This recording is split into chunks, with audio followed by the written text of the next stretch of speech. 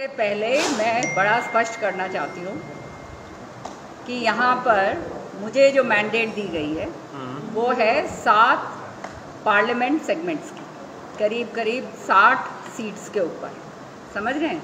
तो उनका क्या फीडबैक है, क्या लोग कह रहे हैं, क्या कांग्रेस के कार्यकर्ता कह रहे हैं, कौन जो प्रत्याशी हैं वो क्या कह रहे हैं, और जो ज़मीनी स्तर पे जो है हमारी जो टीम्स हैं वो निकली हुई हैं, वो अपने लेवल पर सर्वे कर रही हैं जो है, और उसका सारा का सारा निचोड़ निकाल कर वो जो है मैंने AICC को सबमिट करना। कब तक देंगे मैम? कब तक देंगे? ये मेरी रिपोर्ट जो है 3 तारीख से पहले सबमिट हो जाए। किरण जी, आप संभाग की प्रभारी हैं, लगातार आपने ABC किस तरह के सेगमेंट बनाए हैं, ऊपर से क्या निर्देश मिले हैं, क्योंकि हर जगह हर विधानसभा में ज़्यादा से ज़्यादा कैंडिडेट है, तो उनको किस तरह आपने कैटेगरी में बांटा है, जाति के आधार पर टिकट मिलती है, उसका बताइए। देखिए, इतने सारे जो कैंडिडेट्स हैं तो मैं तो इसको बहुत अच्छा मानती हूँ, क्योंकि इसका मतलब ये है कांग्रेस पार्टी के अंदर बहुत ज़बरदस्त वाइब्रेंसी है और सारे लोग इच्छुक हैं कि भाई हम लोग लड़ सकें, क्योंकि कांग्रेस पार्टी ने इतना ज़बरदस्त काम करा है। जो नीतियाँ लागू करी गई हैं कांग्रेस पार्टी की, जिस कांग्रेस सरकार ने जो नीतियाँ लागू करी हैं उससे सब सारे वर्ग जो हैं उत्साहित हैं।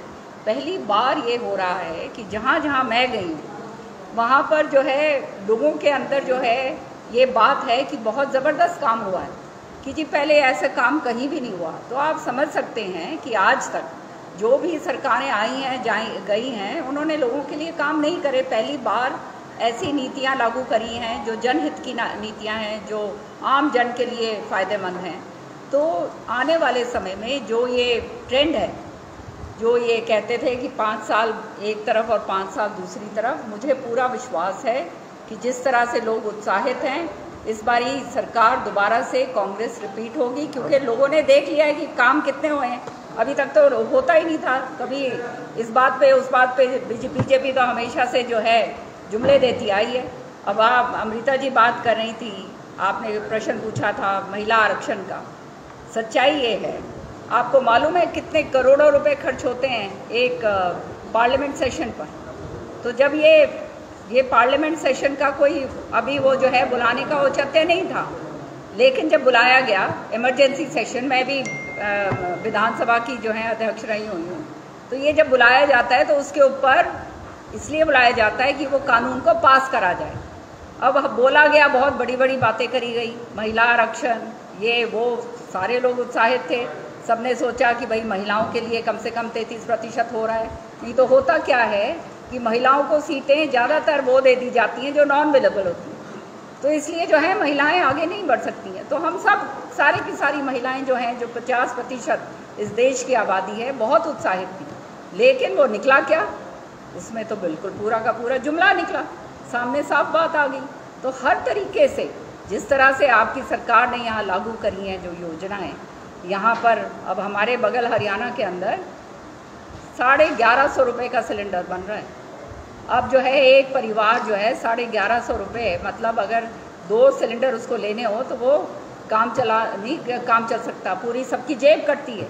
कितनी ज़बरदस्त महंगाई हो रही है। आज केंद्र के अंदर कच्चा तेल जो है वो सस्ते में लिया जा रहा है और यहाँ पे महंगा बेचा जाता है। तो ये पहली बार ऐसा हुआ है कि मुनाफाखोर सरकार जो आई है और लोगों के सामने ये बातें आ गई। लेकिन मैडम 4.5 साल तक तो वही 1150 रुपये में खरीदे गए वही सिलेंडर, तो खरीदे गए, क्योंकि सरकार तो 4.5 साल से क्या करें। जब आप समझ सकते हैं कि ये जब लागू करी जाती हैं ये नीतियाँ, तो क्या करें। उसके बाद जब आहिस्ता आहिस्ता करके जब अपना बजट देखा जाता है सारा कुछ कि किस तरह से ये काम हो पाएगा, वो सरकार ने पूरा करा है। ये जो असंभव काम था वो इस सरकार ने करके दिया है। इससे बढ़ के महिलाओं के लिए ही नहीं, आप लोगों के लिए भी बहुत बड़ी राहत है।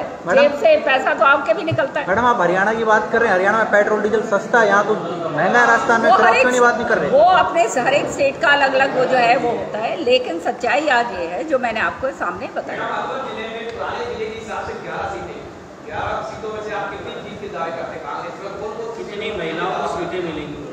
देखिए, आपने सुना नहीं मुझे, मैं यहाँ सीटें बांटने नहीं आई, मैं यहाँ पे केवल फीडबैक लेने आई। अब आगे किसको कहाँ मिलेगी, कितना कहाँ मिलेगा, किसका क्या होगा, किसकी कटेगी नहीं कटेगी, ये हमारी सेंट्रल इलेक्शन कमेटी तय करेगी। क्या लग रहा है कितनी सीटों पे आपको जीत मिलेगी, अब तो बताएं। देखिए, ये पत्रकार भाइयों के सामने मैं अपनी अंदर की बात कैसे बता दूं? अंदर की बात नहीं है। हाँ, बिल्कुल अंदर, मतलब जीत की बात बताना भी आपको अंदर नहीं जीत। देखिए, हमारा जो अंदर का जो है, जो मतलब 11 सीटें तो नहीं जीत रहे, जो संशय, कोई संशय नहीं है, लेकिन जो हमारा इंटरनल असेसमेंट है, why the hell should I tell you? हाँ जी बोलिए। जनता को नहीं पता पड़ना चाहिए आप तो कितने पे जीत रहे हैं? नहीं, हम कह रहे हैं कि दोबारा जीत के सरकार बना के आ रहे हैं, लेकिन अलवर की जनता को नहीं पता पड़ना। अलवर की जनता की बात नहीं है, सरकार हमारी पॉलिटिकल एक्सरसाइज हो रही है, पॉलिटिकल एक्सरसाइज खत्म तो होने दीजिए। जब सरकार बना रहे हैं तो सीटें जीत रहे हैं, तभी तो बना रहे हैं। Thank you.